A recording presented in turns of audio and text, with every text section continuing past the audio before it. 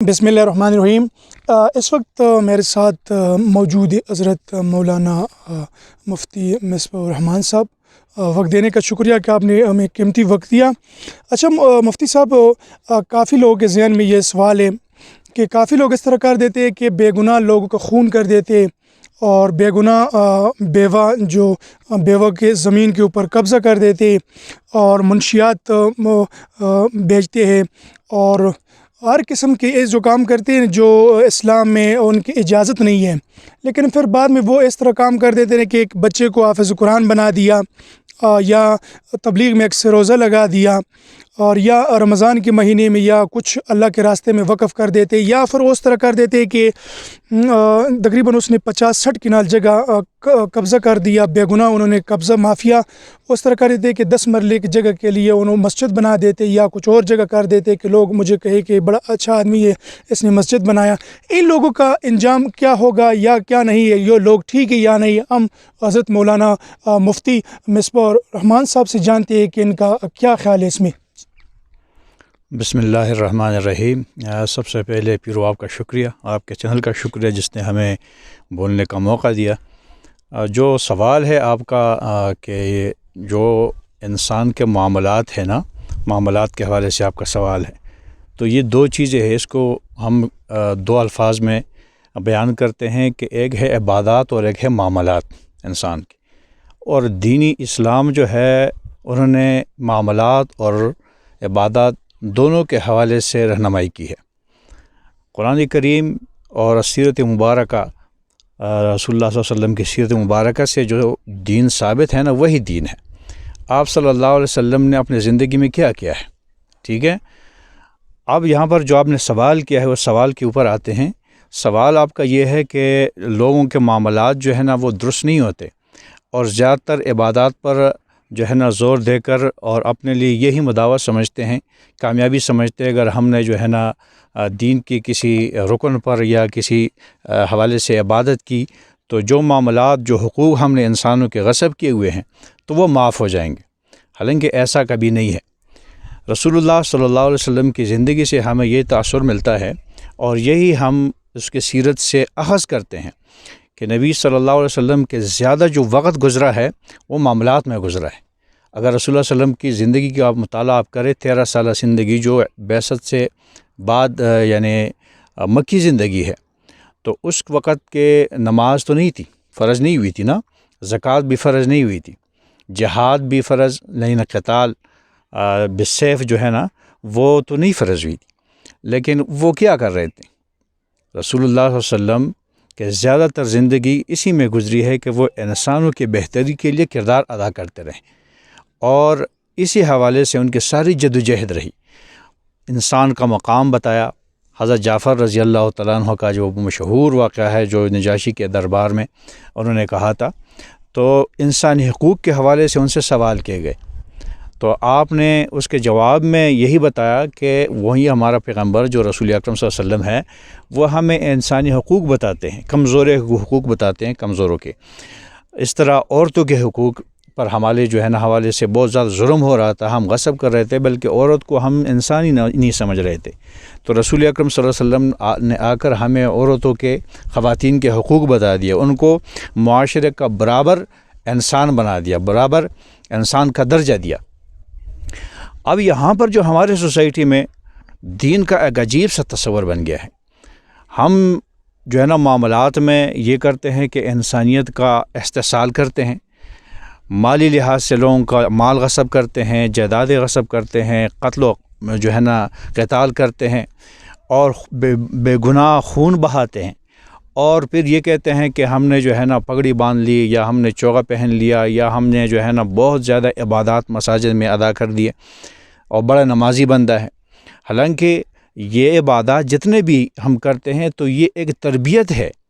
آپ کی، جو اللہ سے آپ کا ایک تعلق بن جاتا ہے، تو اس کے نتیجے میں آپ انسانیت کا جو مقام ہے وہ آپ کے ذہن میں آ جائے، اور آپ انسانیت کا احترام کرنے لگے، انسانیت کے لیے ایک اعلیٰ کردار ادا کریں، آپ کی سوسائٹی، آپ کی انسانیت ترقی کرے، ان کے حقوق ادا کرے۔ تو اسلام جو ہے نا، دین کہتے ہیں نا، دین کیا ہے؟ دین کا معنی ہے جزا، انصاف اور عدل. ٹھیک ہے. تو جس طرح سورۃ فاتحہ مالک یوم الدین ہم پڑھتے ہیں نا، تو اس کا نیچے آپ قرآن اٹھا کر دیکھیں، اس کا ترجمہ آپ دیکھنا چاہیں تو مولانا محمود الحسن شیخ الہند رحمہ اللہ جو ہے مشہور عالم دین ہے، تو وہ معنی کرتا ہے مالک ہے انصاف کے دن کا. تو یہ جو ہم نماز پڑھتے ہیں تو ہمیں بار بار 33-34 دفعہ ہم یہی دہراتے ہیں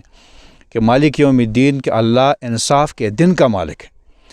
اب یہاں پر آپ انسانوں کے ساتھ انصاف نہ کرے، ان کے حقوق غصب کرے،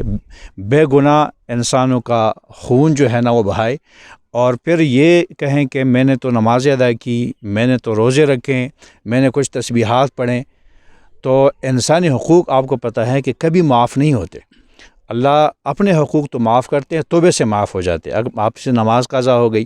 آپ سے روزہ جو ہے نا چھوٹ گیا، آپ نے اس طرح کے عبادات آپ سے رہ گئے، تو آپ نے توبہ کر کے اللہ سے معافی مانگی تو اللہ معاف کر دیتا ہے. لیکن اس انسان کو اللہ کبھی نہیں معاف کرتے جو کسی انسان کا خون بہائے یا کسی انسان کا جو ہے نا حق تلف کرے، غصب کرے. جب تک کسی کی زمین پر آپ قابض ہیں تو آپ کی کوئی عبادت قبول نہیں ہوتی، یا کوئی بھی چیز، ایک روپیہ، ایک دانہ بھی آپ نے کسی کا ناحق غصب کر کے کھایا تو اس کا مداوع تب ہوگا جب وہی انسان آپ کو وہ چیز معاف نہ کرے، اس سے معافی مانگے. اگر وہ آپ کو معاف کرتے ہیں تو وہ آپ معاف ہو جاتے ہیں اللہ کے ہاں. لیکن اگر وہ نہ معاف کرے تو اسی وجہ سے وہ انسان عذاب میں مبتلا ہوگا. تو وہ انسان اگر یہ سمجھے، خصوصاً مسلمان، کہ میں دین پر عمل کر رہا ہوں، تو دین کا سب سے پہلے جو دین آپ سمجھتے ہیں کہ سب سے بڑا دیندار وہی ہے جس انسان کا رویہ انسانوں کے حوالے سے بہتر ہو، ان کے اخلاق اعلیٰ ہو، اور انسانی حقوق کے حوالے سے ان کا جو ہے نا عمل وہ بہتر ہو، انسانی سوسائٹی کے لیے اعلیٰ کردار ہو. یہی ہمیں دین سکھاتا ہے. ہم یہ سمجھتے ہیں کہ ہم جو ہے نا عبادات پر عمل کر کے معاشرے کو نظر انداز کرے، انسانی حقوق کو نظر انداز کرے، اپنے بہنوں کے حقوق نہ ادا کرے، بھائیوں حقوق نہ ادا کرے، ہمسائے میں جو ہے نا آپ بد اخلاقی کریں، لوگوں کو تنگ کرے، اور 5 وقتی نماز پڑھے. تو 5 وقتی نماز آپ کا ایک تربیت ہے، اور اس تربیت کے نتیجے میں آپ کا جو ہے نا عمل وہ معاشرے کے اندر نظر آنا چاہیے کہ آپ کے اخلاق کتنا اعلیٰ ہے، آپ انسانی حقوق کے حوالے سے کیا کردار ادا کر رہے ہیں، اور آپ انسانی حقوق اور انسانی معاشرے کے لیے کتنا مفید انسان ہے. تو تب جو ہے نا تو آپ دیندار سمجھے جاتے ہیں دین میں. میں آپ کو ایک چھوٹا سا واقعہ سناتا ہوں. عمر رضی اللہ تعالیٰ عنہ کا دور ہے، اور ایک بندہ آ گیا، اس کا مقدمہ لے کر آئے عمر رضی اللہ تعالیٰ عنہ کے ہاں. تو اس سے کہا کہ یہ میرا گواہ ہے. وہ مدعی دعویٰ پیش کیا کہ یہ، اس نے آگے سے اس کا گواہ پوچھا. تو گواہ ہونے کے لیے ثقہ، عادل ہونا ضروری ہے، کہ وہ ثقہ ہو یعنی جھوٹ نہ بولتا ہو، اور اس کے اندر عدل ہو.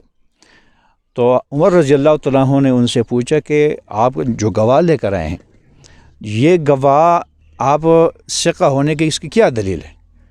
تو آگے سے وہ صحابی فرماتے ہیں کہ یہ اس کے ثقہ ہونے کی دلیل یہ ہے کہ یہ بڑا نمازی بندہ ہے، اور یہ عبادت کبھی اس سے نماز نہیں چھوٹتی، اور یہ عبادات میں بہت زیادہ سخت ہے. کبھی مطلب اللہ کے ہاں سجدے بہت لگاتے ہیں، تلاوت کرتے ہیں، استغفار بہت پڑھتے ہیں.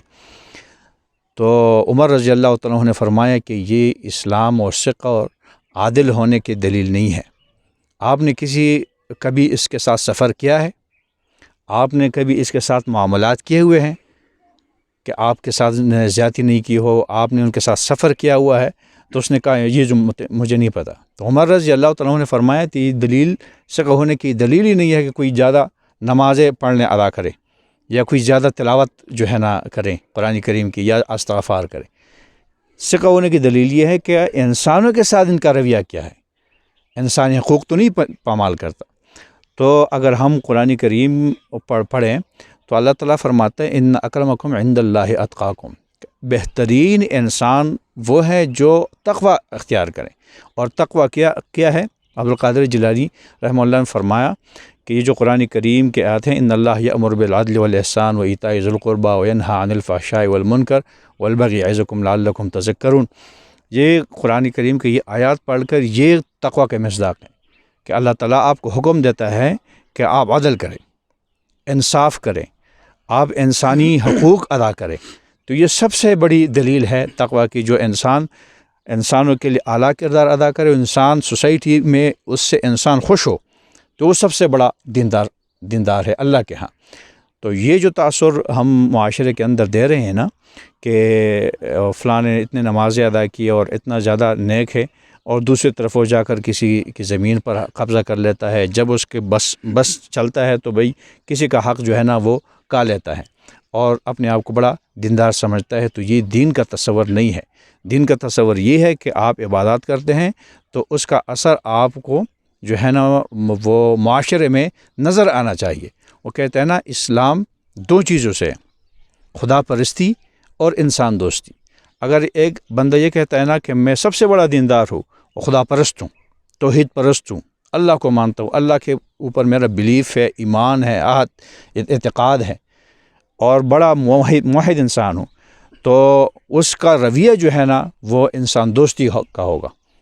وہ انسانیت کے حوالے سے کا اعلیٰ کردار ادا کرتا رہے گا۔ اچھا مفتی صاحب، ایک اور سوال ہے میرا، ایک بندے کو بے گناہ کسی نے قتل کر دیا، ان مظلوم کے ساتھ جو ان کی بیوی تھی یا ان کی والدہ تھی، ان کے پاس پیسے نہیں تھے کہ وہ عدالت میں کیس لڑ سکے یا کچھ کر سکے، انہوں نے جرگے میں اس کو معاف کر دیا، لیکن اس کی والدہ نے ایک بات کہی کہ میں نے دل سے اس کو معاف نہیں کیا، میں اللہ کے عدالت میں یہ فیصلہ لے کے جاؤں گا کہ یہ دنیا میں تو میرے پاس کچھ نہیں تھا، انہوں نے میرے بچے کو قتل کر دیا۔ اس کی بیوی نے کہا اس نے میرے خامن کو بے گناہ قتل کر دیا، اس دنیا میں تو ہم کچھ نہیں کر سکتے کیونکہ ہمارے پاس پیسہ نہیں ہے، ہمارے پاس کچھ نہیں ہے، نہ پہنچ ہے۔ کیا یہ اللہ تعالیٰ کے عدالت میں ان مظلوم کے لیے کیا ہوگا کیا نہیں؟ جو بات آپ کہہ رہے ہیں یہ معاشرے میں اکثر اسی طرح ہوتا ہے کہ یا تو جرگے کے لحاظ سے فیصلہ ہو جاتا ہے یا عدالتوں میں کیس ہار جاتے ہیں، اور ہماری عدالت ہی ایسے ہی ہے کہ وہ جو ہے نا برسوں کیس چلتے ہیں، اور ایسے کیس بھی ہوتے رہیں کہ انسان مر گیا ہے اس کے بعد وہ بے گناہ ثابت ہوا ہے، ان کو سزا دی گئی ہے، اور بعد میں 10-15 سال بعد میں کیس چل کے جو ہے نا وہ بے گناہ ثابت ہوا ہے۔ تو ایسے کیس بھی چلے، یا کسی جرگے نے فیصلہ کیا کہ اس کو بری کر دیا۔ تو اس سے جو اللہ تعالیٰ کے ہاں ایک انسان کا مجرم ہونا ہے اور ایک ناحق اس نے قتل کیا، وہ کبھی معاف نہیں ہوتا۔ وہ تو تب معاف ہوگا جو انسان اس نے قتل کیا اس کے قرآن کریم میں اور اسلام میں تو اس کے بدلے میں قصاص ہے، اور قرآن کریم میں من قتل متعمدا فجزاؤہ جہنم، کہ جس بندے نے کسی ناحق انسان کے بغیر کسی حق کے وہ قتل کیا، یعنی اس نے کسی کا حق نہیں بگاڑا تھا، کسی کو قتل نہیں کیا تھا، اس پر کوئی جرم نہیں تھا، اور جا کر کسی نے اس کو قتل کیا، تو اس بندے کا، اس قاتل کا جو ٹھکانہ ہے وہ جہنم ہے، اللہ فرماتا ہے۔ اور اگر صحیح نظام اور سسٹم ہو اسلام اور دین کا تو اس کے بدلے میں اس کا جو ہے نا قصاص لیا جاتا ہے۔ وہ قصاص جو ہے نا کسی کا جو ہے نا آنکھ کسی نے نکال دیا تو اس کے بدلے میں اس کا آنکھ نکالنا ہوتا ہے، جو ہے نا کان کے بدلے میں کان ہے، اسی طرح جو ہے نا ہر جو وہ جرم کرتا ہے، جو بھی وہ کسی کو کا زخم کرتا ہے تو اس کے بدلے میں اسی طرح اس کو سزا دی جائے گی۔ تو وہ چیز کسی جرگے سے یا دنیا کے جو ہمارے عدالتیں ہیں اس سے اگر کسی جو قاتل کو بے گناہ قرار دے کر آپ بری کرتے ہیں تو اس طرح اس کے گناہ اللہ کے ہاں نہیں معاف ہوتے۔ اللہ کے ہاں جو ہے نا وہی فیصلہ ہے، وہ کبھی بھی ظلم اور زیادتی نہیں کرتا۔ ان کو اگر دنیا میں سزا نہیں ملی تو آخرت میں ضرور ملے گی، ٹھیک ہے؟ تو یہ جو تاثر آپ بتا رہے ہیں یہ سوسائٹی میں ہمارا عام ہے، قتل و غارت ہو جاتے ہیں یا جرگہ یا جو ہے نا عدالت سے وہ قاتل وہ بری ہو جاتا ہے، تو وہ مظلوم کے ساتھ ہمیشہ اس طرح ظلم ہوتا ہے۔ اچھا مولانا صاحب، ایک اور سوال ہے، کافی لوگ اس طرح کر دیتے ہیں کہ جو دودھ میں ملاوٹ کرتے ہیں، میں شارٹ کٹ اس طرح کر دیتا ہوں کہ دودھ میں آج کل جو ہمارے ہزارہ میں یا KPK میں یا پورے پاکستان میں یہ نظام چل رہا ہے، وہ اس طرح کر دیتے ہیں کہ دودھ میں ملاوٹ کرنے کا یہ ہے کہ وہ پانی ڈالتے ہیں دودھ میں، دوسرا کیمیکل وہ دودھ بیچ رہی ہے اپنے پیسوں کی خاطر۔ دیکھو یہ کتنا ظلم ہے کہ کیمیکل والا دودھ استعمال کرے۔ پھر وہ لوگ کیا کرتے ہیں کہ مسجد میں بھی سب سے پہلے یہ کوشش کرتے ہیں کہ ہم پہلے صف میں جائیں، اور وہاں پر بھی وہ یہ کرتے ہیں کہ ہمیں لوگ پکا ٹکا نمازی کہے، لیکن ان کا جو معاملات ہے وہ ٹھیک نہیں ہے۔ آیا یہ جو معاملات ان کے ٹھیک نہیں ہے، یا یہ نفل سے یا یہ نمازوں سے اس کی یہ مسئلہ کلیئر ہوگا یا نہیں؟ یہ آپ جو سوال کر رہے ہیں نا، یہ سارے معاشرتی برائیاں ہیں جو ہمارے معاشرے میں اس طرح بے شمار برائیاں ہیں، اور ہمارے عادات، ہمارے اعمال جو ہیں نا وہ بالکل، میں اگر یہ الفاظ استعمال کروں کہ اینٹی اسلام ہے، یعنی اسلام کی دشمنی میں ہے، اسلام کو بدنامی کے حوالے سے، اس حوالے سے بہت سارے ایسی چیزیں ہیں جس کی وجہ سے اسلام کو اسلام دنیا میں بدنام ہوتا ہے اور مسلمان بدنام ہوتے ہیں۔ آج دنیا کے سوسائٹیوں میں آپ دیکھیں، یورپین سوسائٹی ہے، آپ دنیا کے اندر جس کو ہم کافر سمجھتے ہیں، وہاں جا کر وہاں یہی لوگ جو ہے نا کسی انسان کا ناحق خون نہیں کرتے ہیں، اور اسی طرح انسانی حقوق نہیں پامال کرتے ہیں، اور اسی طرح جو ہے نا انسانی احترام کرتے ہیں، ایک ادنا انسان کا احترام کرتے ہیں۔ لیکن اس کا برعکس اگر ہم اپنے سوسائٹی دیکھیں تو جس طرح آپ نے اشارہ کیا اپنے سوال کے اندر کہ دودھ میں ملاوٹ کرتے ہیں، اور اس طرح آپ نے میڈیا آج کل آپ نے دیکھا ہوگا بہت سے چینلوں پہ وائرل یہ چیزیں ہو جاتی ہے کہ کہیں جو ہے نا گدھے کا جو گوشت ہے وہ جو ہے نا بیچا جا رہا ہوتا ہے، فروخت ہوتا ہے، کتے کو جو ہے نا فروخت کیا جاتا ہے۔ اسی طرح اس کا بہت سارے ایسے معاشرے کے اندر دھوکے اور فراڈ موجود ہے، اور دین کے جامع میں لوگ آ کر جو ہے نا فراڈ کرتے ہیں، اپنے آپ کو دین دار ثابت کر کے لوگوں کے سامنے دکھا کر، اور جا کر جب آپ سے وہ ان سے پراپرٹی کا لین دین کرتے تو اس میں دھوکہ کرتے ہیں، دودھ میں ملاوٹ کرتے ہیں۔ اسی طرح جو ہے نا کسی بھی حوالے سے اس کا بس جب چل جاتا ہے تو وہ جو ہے نا اس کے ساتھ زیادتی کر لیتا ہے، دوسرے انسان کے ساتھ زیادتی کرتے ہیں۔ تو اس طرح گناہ جو معاشرتی گناہ ہیں، یہ کبھی بھی عبادات سے، آپ کے نوافل سے، آپ کے استغفار سے، آپ کے جو ہے نا تلاوت سے وہ نہیں معاف ہوتے۔ یہ آپ تب معاف ہوں گے جب آپ اسی انسان کے جب حقوق تلفی کرتے ہیں، تو جب تک ان کے حقوق آپ ادا نہ کریں، جب تک آپ نے کسی کو نقصان پہنچایا ہے تو اس نقصان جس انسان کو آپ نے پہنچایا ہے اس سے معافی نہ مانگے اور اس کا تلافی نہ کرے، تب تک اللہ تعالیٰ اس انسان کو معاف نہیں کرتا۔ دین کی یہی تعلیمات ہیں کہ جو آپ معاشرتی برائی کرتے ہیں تو وہ معاشرتی توبہ کریں گے آپ ان سے۔ معاشرتی توبہ یہ ہے کہ وہ جس انسان کے ساتھ آپ نے زیادتی کی ہے اس سے معافی مانگے، اور جب وہ آپ معاف کریں گے تو اللہ کے ہاں پھر آپ استغفار کرتے تو اللہ معاف کر دے گا۔ ورنہ اگر کسی کے حقوق آپ نے پامال کیے ہوئے ہیں، اور آپ جا کر آپ نماز بھی پڑھتے ہیں، پہلے صف میں بھی حاضر ہوتے ہیں، اور اپنے آپ کو بڑا دیندار جو ہے نا دکھاتے ہیں، لیکن اس طرح کا جو ہے نا آپ انسانوں کو تو سوسائٹی میں دھوکہ دے دیں گے، لیکن اللہ کے ہاں جو ہے نا یہ دھوکہ وہ کارآمد نہیں ہوتا۔ اللہ تو دلوں کا حال جانتا ہے، انسان کس نیت سے، انما الاعمال بالنیات، جو رسول اللہ صلی اللہ علیہ وسلم کی حدیث مبارکہ ہے کہ ہر عمل کا جو ہے نا دار و مدار نیت پر ہے، کہ آپ کس نیت سے جو ہے نا اپنے اعمال کر رہے ہیں۔ اگر آپ نماز پڑھ رہے پہلے صف میں، تو نماز کا مقصد کیا ہے؟ نماز میں آپ کھڑے ہوتے ایک صف میں، نماز کا مقصد ابھی تک ہم نے جانا نہیں ہے نا کہ نماز کا مقصد کیا ہے۔ اب پہلے صف میں کھڑے ہوتے ہیں، آپ ایک صف میں جب کھڑے ہوتے ہیں تو آپ سلام کرتے ہیں دائیں طرف اور بائیں طرف، یہ گارنٹی دیتے ہیں السلام علیکم دائیں طرف، السلام علیکم بائیں طرف، کہ میرے دائیں طرف جتنے لوگ ہیں اس پر میں سلامتی بھیجتا ہوں اللہ کی طرف سے، یعنی مجھ سے ان دائیں والوں کی طرف کو کسی قسم کا نقصان نہیں پہنچے گا جب میں معاشرے کے اندر باہر نکلوں گا، یہ سارے لوگ مجھ سے سلامتی پاؤں گے۔ اسی طرح جو ہے نا بائیں طرف کو آپ سلامتی دیتے ہیں، اور پھر جب مسجد میں جا کر لوگوں کو باہر نقصان دیتے ہیں تو یہ تو اللہ کے ہاتھ دھوکہ ہے۔ مسجد میں وعدہ کرتے ہیں کہ میں سلامتی دوں گا سب کو، ٹھیک ہے، مجھ سے کسی قسم کے زبان اور ہاتھ کے شر سے یہ لوگ جو ہے نا محفوظ رہیں گے، اور باہر جا کر اس کو نقصان دیتے ہیں۔ تو ایسے لوگوں کو جو ہے نا یہ اللہ کے اللہ کو دھوکہ دینے کے مترادف ہیں اور جو ہے نا انسانوں کو دھوکہ دیتے ہیں. تو اس طرح اسلام اللہ کے ہاں جو ہے نا وہ مقبول نہیں ہے. اگر آپ نماز پڑھتے ہیں تو آپ کو میں نے پہلے بھی بتا دیا کہ آپ اس مسجد سے باہر جا کر سوسائٹی میں ایک اعلیٰ انسان جو ہے نا ہوں گے اور آپ کے اخلاق اعلیٰ ہوں گے. آپ کے رویے سے لوگ جو ہے نا وہ خوش ہوں گے. آپ انسانوں کو فائدہ پہنچائیں گے بجائے کہ آپ ان کو نقصان دے یا کسی کا حق تلفی کرے. تو اس طرح کے لوگ جو معاشرے کے اندر لوگوں کے حقوق پامال کرتے ہیں اور پھر آ کر جو ہے نا مسجد میں بھی وقت دیتے ہیں، تو اسی طرح جو ہے نا کبھی بھی وہ انسان معاف نہیں ہو سکتا اللہ کے ہاں. تو یہ اللہ کو منافقین یہی کرتے تھے کہ وہ آپ صلی اللہ علیہ وسلم کو جو ہے نا چاپی بھی کرتے تھے، آپ کی خدمت بھی کرتے تھے، پہلے صف کے نماز میں بھی شریک ہوتے تھے اور باہر جا کر انسان دشمنی کا کردار ادا کرتے رہے. تو وہ قرآن کریم نے کہا کہ یہ منافق ہے اور یہ جو ہے نا اسفل جو جگہ ہے جہنم میں اس کے اندر وہ موجود ہوں گے. تو اس طرح کا اسلام اللہ کے ہاں جو ہے نا وہ مقبول نہیں ہے. ٹھیک ہے، وقت دینے کا شکریہ مفتی صاحب کہ ہم نے قیمتی وقت دیا. مفتی صاحب تھے اپنے خیالات کا اظہار کر رہے تھے قرآن اور حدیث کی روشنی سے. جی ہاں مفتی صاحب دا خبر ہے کہ 87 سال قیامت نہ پاتی دا.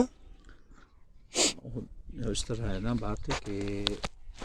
جو قیامت ہے نا قرآن کریم میں فرماتے ہیں رسول اللہ صلی اللہ علیہ وسلم سے پوچھا گیا کہ آپ سے یہ لوگ پوچھتے عن الساعة ایان مرساها کہ قیامت کب واقع ہوگی. آپ صلی اللہ علیہ وسلم سے فرمایا تو آپ نے فرمایا کہ اس کا علم اللہ کے ہاں موجود ہے. اب قیامت کو سمجھنا ہے، ساعہ جو گھڑی ہے قیامت ہے وہ ہے کیا، یہ ہم نے سمجھنا ہے. وقتی ناظم صاحب آؤ نا تلا اللہ قیامت اچھا قیامت ہے کیا یہ ہم نے سمجھنا ہے. قرآن کریم میں رسول اللہ صلی اللہ علیہ وسلم آئے تو آپ نے فرمایا انا والساعہ کہاتے ہیں، میں اور قیامت اس طرح تھے، بہت قریب آ گئی تھی قیامت. جب میں آ گیا میری بعثت ہوئی تو قیامت دور چلی گئی. قیامت کا مطلب یا ساعہ کیا چیز ہے وہ رسول اللہ صلی اللہ علیہ وسلم نے اس کے مختلف جو نشانے ہیں وہ بتائے ہیں کہ اس کو قیامت کہتے ہیں، یہ اس کی نشانی ہے، یہ نشانی، وہ نشانات مختلف آپ صلی اللہ علیہ وسلم نے گنے ہیں. ٹھیک ہے، وہ اس وقت موجود ہے. دیکھیں قیامت تو میں نے آپ کو ایک ہے قیامت صغریٰ اور ایک ہے قیامت کبریٰ. قیامت صغریٰ تو آج موجود ہے جو زوال کو کہتے ہیں. زوال کا مطلب یہ ہے کہ انسانیت جب مشکل میں ہو، ٹھیک ہے، جب انسانیت مشکل میں ہو، تاریکی میں ہو، جہل میں ہو، قتل و غارت ہو، امن نہ ہو، بدامنی ہو، غربت ہو، افلاس ہو، بدحالی ہو، تو یہ قیامت صغریٰ ہے. یہ 87 سال جو کا وہ سچ ہے نہیں، یہ اس کا علم جو ہے نا اللہ کے ہاں ہے اور اس کا علم اللہ تعالیٰ نے کسی کو بھی نہیں دیا ہے. البتہ علامات بتائے گئے ہیں آپ صلی اللہ علیہ وسلم. قیامت علامات بتانے کا مقصد یہ نہیں ہے کہ قیامت جو ہے نا علامات پیدا ہو جائے تو قیامت آ جائے گی. قیامت مفتی صاحب نے کہا کہ حضور صلی اللہ علیہ وسلم کو بھی پتہ تھا اور کچھ صحابہ کرام کو بھی پتہ، یہ بات درست ہے یا نہیں؟ جبریل علیہ السلام آ گئے، آپ صلی اللہ علیہ وسلم سے پوچھا. اچھا میں اس نے دیکھ تصویر پہلے چھکو نا وہ تلا چھوڑنے نکال.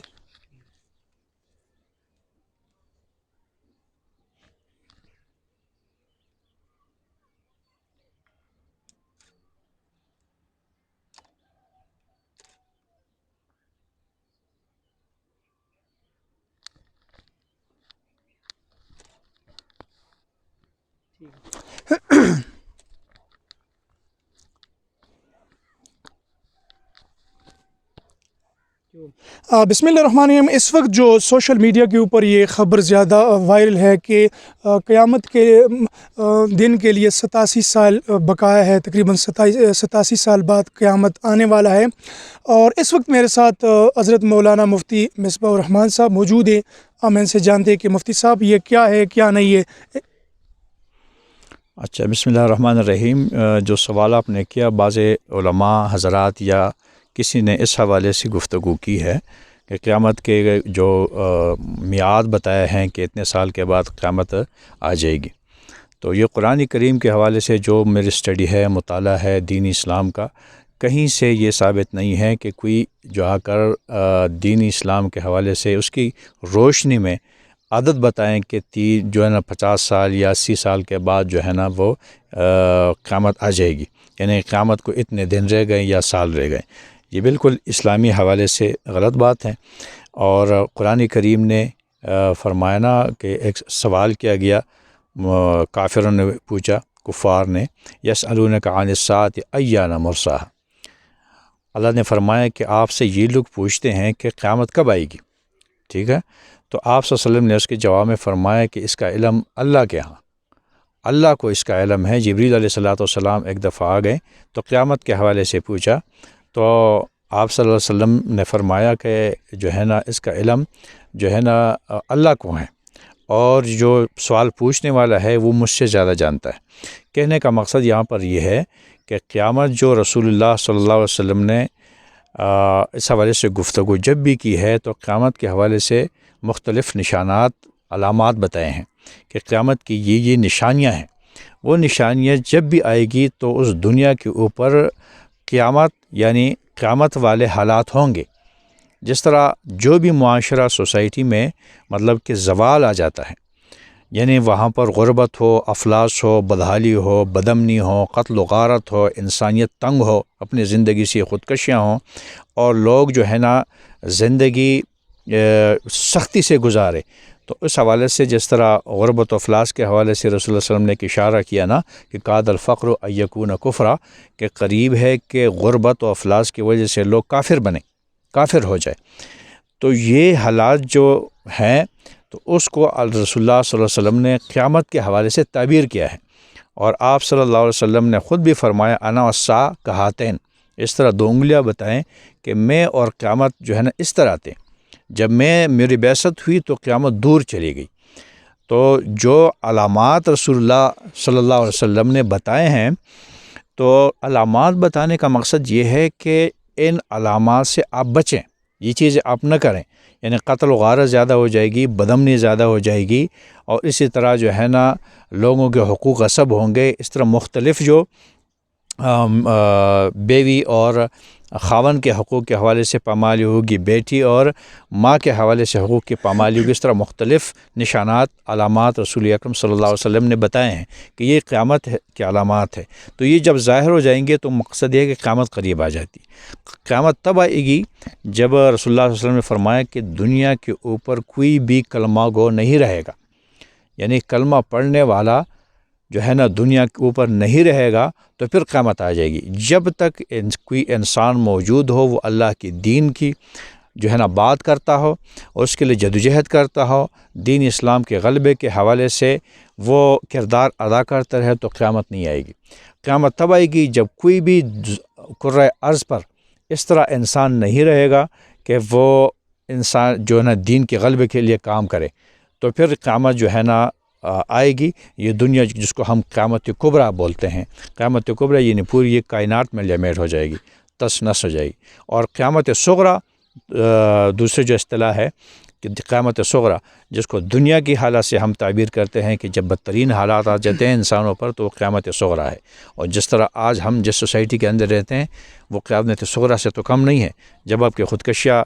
سوسائٹی میں ہو، آپ کے جو ہے نا حقوق کی پامالی ہو، تو غربت و افلاس کے حوالے سے لوگ جو ہے نا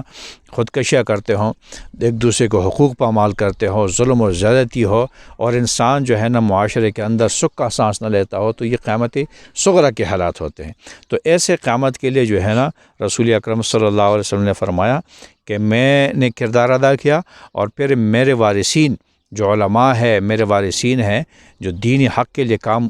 کرتے رہیں گے، وہ اس کو دور کرنے کے لیے اپنا کردار ادا کرتے رہیں گے۔ تو یہ نشانات اور علامات جو بتائے ہیں، اس کا مقصد یہ نہیں ہے کہ علامات آ جاتے ہیں تو پھر جو ہے نا آپ آرام سے بیٹھ جائیں۔ علامات آ جاتے ہیں قیامت کے، تو اس کو دور کرنے کے حوالے سے مسلمانوں کو چاہیے کہ وہ کردار ادا کریں. اس طرح بدامنی ہے تو بدامنی کے خاتمے کے لیے کردار ادا کرے، حقوق تلفی ہے تو حقوق دینے کے حوالے سے کردار ادا کرے، غرب و افلاس، بدحالی اور بدامنی اور انسانی قتل ہے تو ان تمام برائیوں کو معاشرے سے ختم کرنے کے لیے اپنا کردار ادا کرے. دین اگر مغلوب ہے تو دین کو غالب کرنے کے لیے جو ہے نا اپنی جدوجہد اپنے آپ کو پیش کرے جدوجہد کے لیے، تو قیامت جو ہے نا وہ دور چلی جائے گی. اگر اسی طرح جو ہے نا آپ حالات بدتر ہوتے جائیں گے تو پھر یہ دنیا جو ہے نا رہنے کے قابل نہیں رہے گی. جب نہیں رہے گی تو پھر اللہ تعالیٰ اس کو تس نس کر دے گا. تو اس کو قیامتی کبریٰ کہتے ہیں، جب دنیا ختم اور فنا ہو جائے گی. اچھا مفتی صاحب، یہ مسئلہ بھی یہ کافی ٹائم پہلے تقریباً محلے میں یا کسی ضلع میں ایک ہی دو آدمی یہ جو قومی لوٹ کا کام کرتے تھے. ابھی تو ہر گھر میں تقریباً 2-4 گھروں میں ایسے لوگ ہیں جو قومی لوٹ کا کام کر رہے ہیں. شاید یہ قیامت کا نشانی اس حوالے سے بھی ہے یا نہیں ہے، جو اس ٹائم دن بدن یہ چیز میں اضافہ ہوتا جا رہا ہے، جس طرح قومی لوٹ والے جو کام کر رہے تھے یہ اس وقت ہم مسلمانوں میں اس وقت زیادہ ہے. یہ کیا وجہ؟ دیکھیں، یہ معاشرے کے برے، میں نے آپ کو بتایا جب کسی معاشرے اور سوسائٹی پر زوال آ جاتا ہے نا، تو اس کو مطلب اس زوال یافتہ معاشرے کے اندر اس کے ساری چیزیں متاثر ہو جاتی ہے. نوجوانوں کے جو اخلاق وہ تباہ ہو جاتے ہیں، معاملات تباہ ہو جاتے ہیں، دین کے اصطلاحات بھی تباہ ہو جاتے ہیں، بلکہ جس طرح ہم نے پہلے بھی گفتگو کی کہ ان کے عبادات کے اوپر بھی اثرات پڑ جاتے ہیں. وہ عبادات کرتے ہوئے ان کے اندر جو ہے نا دنیاوی کوئی غرض اور مقصد ہوتا ہے. تو کہنے کا مقصد یہ ہے، جب سوسائٹی پر زوال آ جاتا ہے تو اس زوال کی وجہ سے ان کے سارے چیزیں وہ تباہ ہو جاتے ہیں. اور جب تک اس زوال سے نکلنے کے حوالے سے کوئی کردار نہیں ہوگا تو یہ حالات اور بدترین ہوتے رہیں گے، اور بدتری کی طرف، بدحالی کی طرف سوسائٹی جائے گی، معاشرہ بدحالی کی طرف جائے گا. تو یہی قیامت کی نشانیاں میں نے آپ کو بتایا کہ جب زوال آ جائے اور لوگوں کے معاملات اور اخلاق اور روایات اور رویے سب چیزیں تباہ ہو جائیں تو پھر وہ معاشرے کے اندر وہ انسان جو ہے نا رہنے کا قابل نہیں ہوتا. اب دیکھیں، جو لوگ سوسائٹیوں میں خودکشیاں کرتے تو اس پر تو قیامت آ گئی نا. جو لوگ بے گھر ہو جاتے ہیں اس کے اوپر تو قیامت آ گئی نا. جس طرح جس لوگوں کا جو ہے نا خوراک، جو عزت کی روٹی وہ نہیں کھا سکتے تو اس پر تو قیامت کا سما ہے. تو یہ جو بدحالی کی وجہ ہے اور یہ زوال کی وجہ ہے، اس زوال کی وجہ کو ہم نے ڈھونڈنا ہے اور زوال کو ختم کرنے کے لیے ہم نے کردار ادا کرنا ہے. تو یہ جو نوجوانوں کی بے رہروی ہے اس کی وجہ یہ ہے کہ یہاں پر جو ہمارے اوپر جو نظام اور سسٹم ہے وہ باطل کا ہے، ٹھیک ہے، ظلم کا ہے، جو ہے نا وہ ظلم کے، بدحالی کے، زوال کے، یہ سارے جو ہے نا وہ سبب ہے. اسی زوال کی وجہ سے ان کے پر جو اثرات، ان کے ذہنوں پر، بچوں کے ذہنوں پر، عورتوں کے ذہن پر، اس طرح جو ہے نا ہماری سوسائٹی کے ہر فرد کے ذہنوں پر یہ اثرات آ جاتے ہیں اور ان کے اخلاقیات تباہ ہو جاتے ہیں. تو تب تک ہم جو ہے نا اپنے اصلی جو دینی اسلام کا حقیقی معاشرہ تھا اور ترقی کا معاشرہ تھا، امن کا معاشرہ تھا، اعلیٰ اخلاق کا معاشرہ تھا، تو وہ ہم تب تک نہیں حاصل کر سکتے ہیں جب تک اس کے لیے ہم جدوجہد نہ کریں. آپ دیکھ لیں کہ رسول اکرم صلی اللہ علیہ وسلم جس معاشرے کے اندر آتے ہیں تو بے تحاشا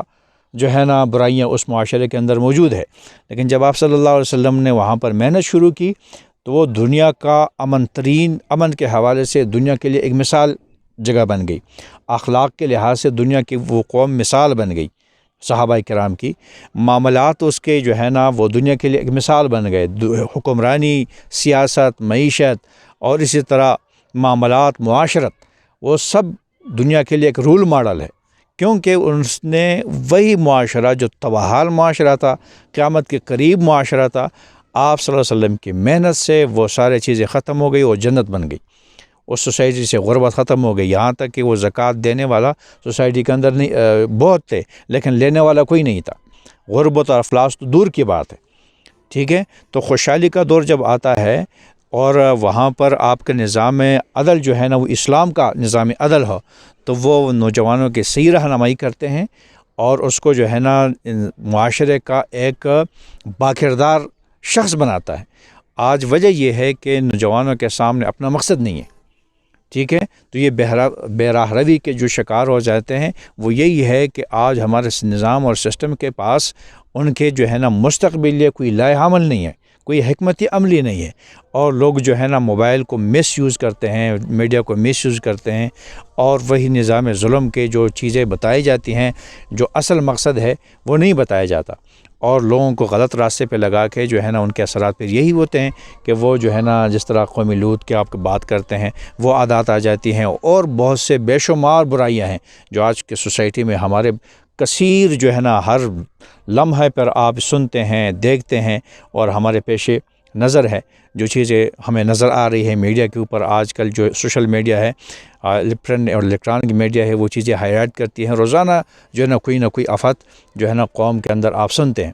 تو کہنے کا مقصد یہاں پر یہ ہے کہ یہ جو زوال کا معاشرہ ہے وہ وہی قیامت کے حالات کا ہوتا ہے، قیامت کا سما ہوتا ہے۔ جب تک آپ زوال سے نہیں نکلتے تب تک آپ کسی بھی ایک فرد کے اصلاح نہیں کر سکتے۔ اصلاح ہمیشہ نظام اور سسٹم سے ہوتی ہے، اور نظام اور سسٹم سے کے حوالے سے کوئی گفتگو بھی نہیں کرتا، کوئی کردار بھی نہیں ادا کرتا، اور اسلام کے ساتھ ہمارا اپنے